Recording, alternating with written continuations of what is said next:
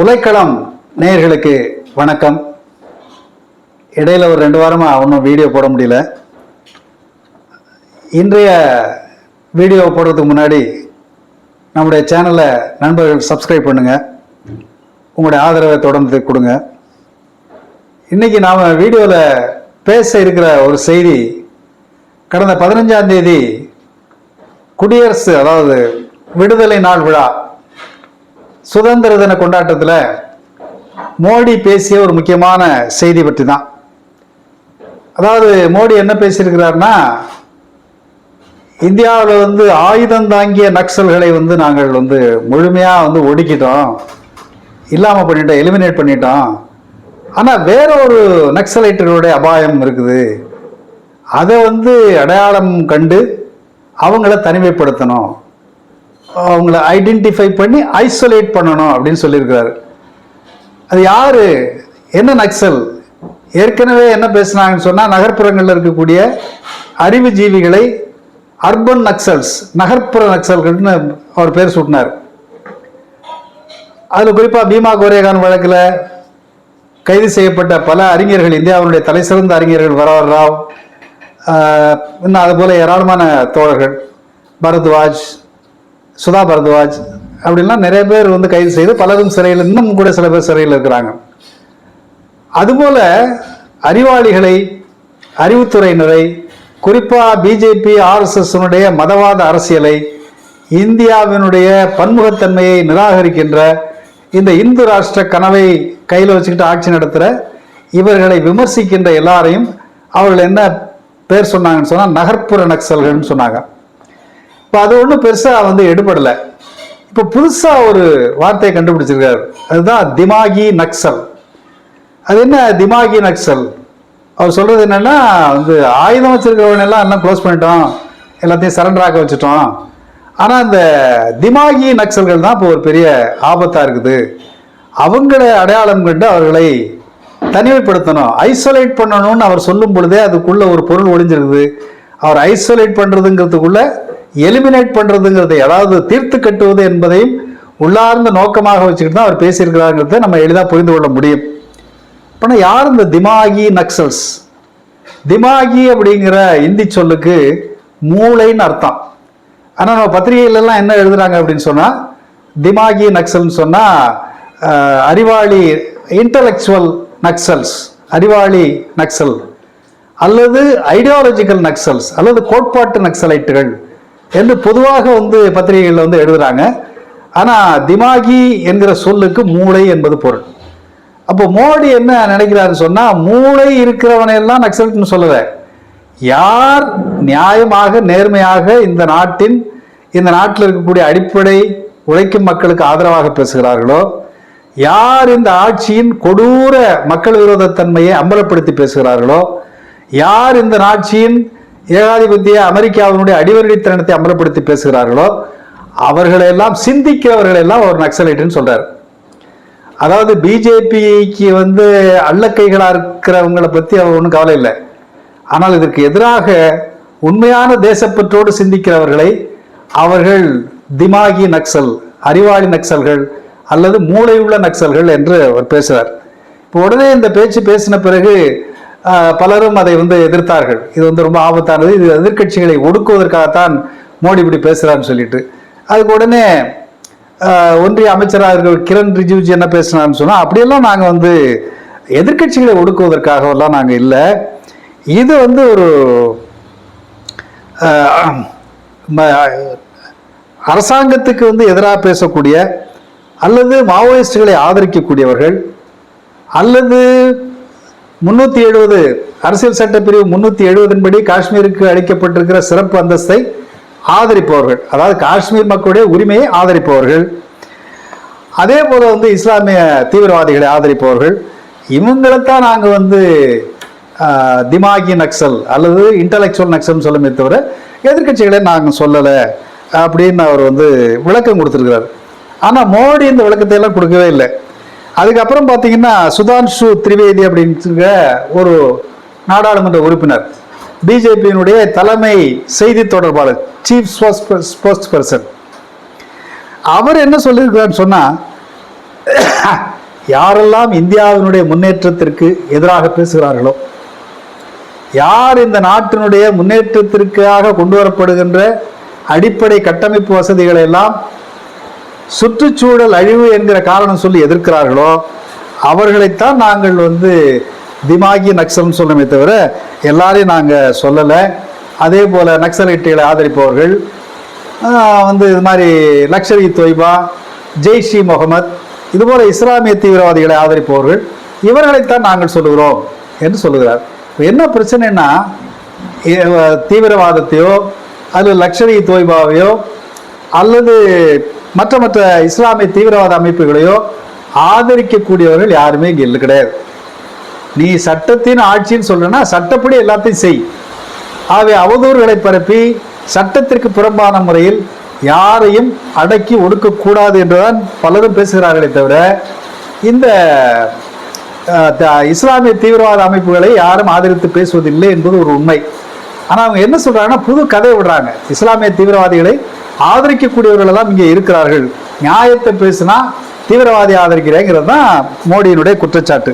இப்படித்தான் இவர்கள் இதை செய்து கொண்டிருக்கிறார். இப்போ இதில் என்ன அபாயம் அப்படின்னு சொன்னால், பிஜேபி சரி ஆர்எஸ்எஸ் சரி அவர்கள் தங்களுடைய எதிரிகளை ஒடுக்குவதற்கு அல்லது மாற்று கருத்துள்ளவர்களை ஒடுக்குவதற்கு அதற்கான திட்டங்களை எல்லாம் எங்கேருந்து எடுக்கிறார்கள் சொன்னால் ஹிட்லர்கிட்ட இருந்தோ முசோலினிட்ட எடுக்கிறாங்க.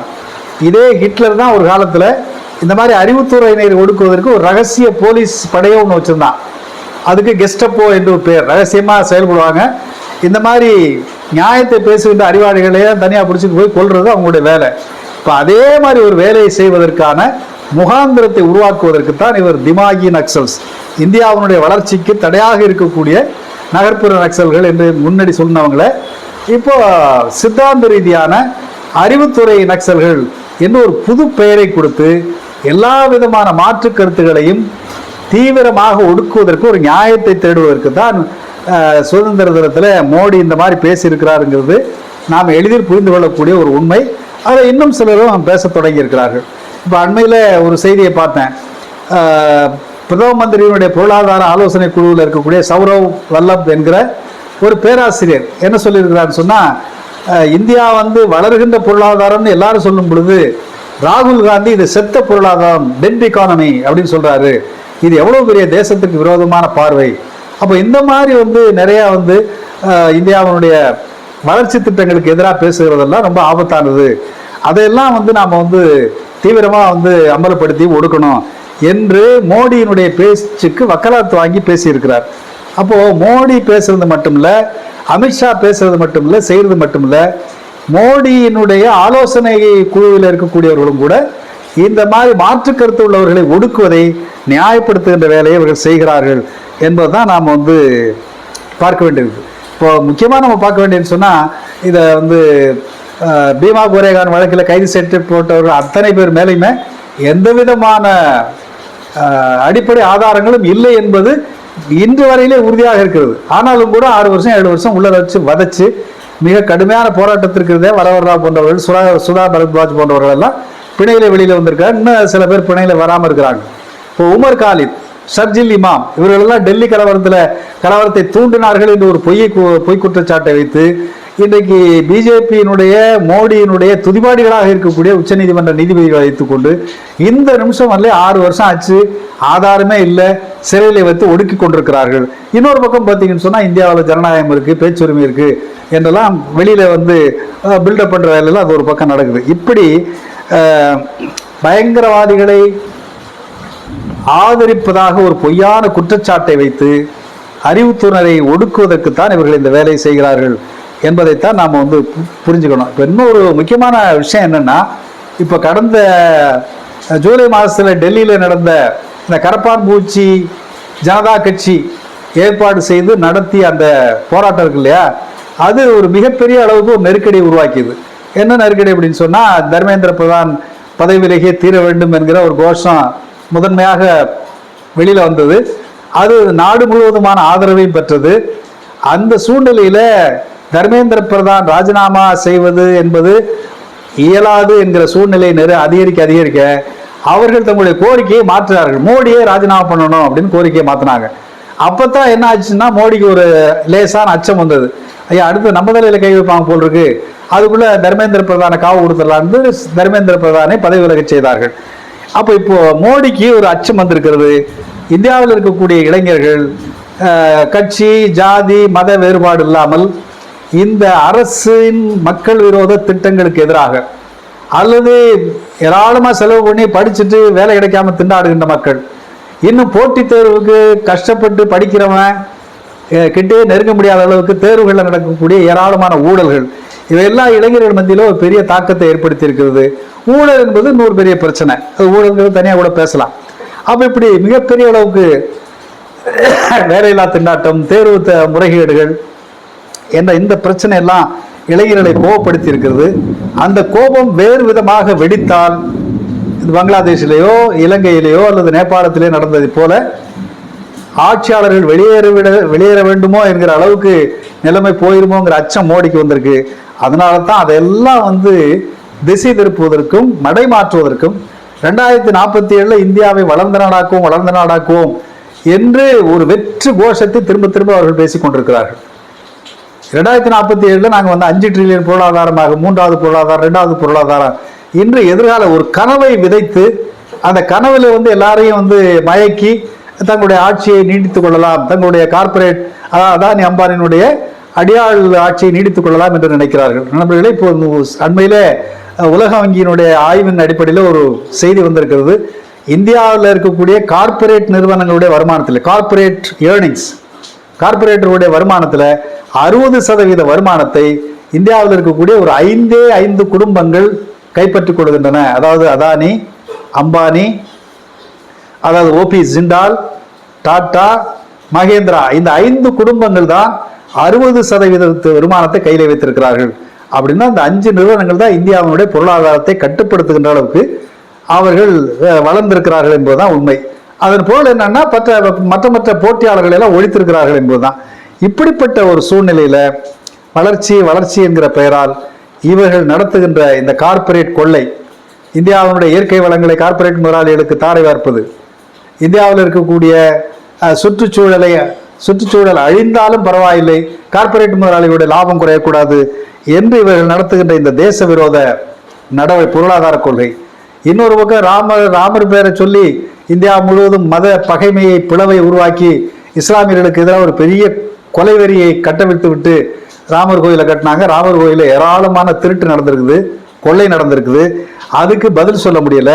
பாராளுமன்றத்திற்கு பிரதம மந்திரியும் உள்துறை மந்திரி பாராளுமன்றத்துக்கு உள்ளே வரமாட்டேங்கிறாங்க.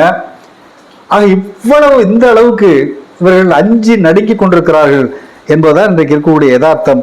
இந்த தார்மீக ரீதியாக அச்சத்தில் இருக்கிற, செல்வாக்கில் மிகப்பெரிய வீழ்ச்சியை சந்தித்துக் கொண்டிருக்கிற இந்த கும்பல் தன்னை நியாயப்படுத்திக் கொள்வதற்கு தான் இந்த திமாகி மூளை உள்ளவர்களா நக்சலைட்னு பேசுறான். அப்போ அதான் பிரச்சனை.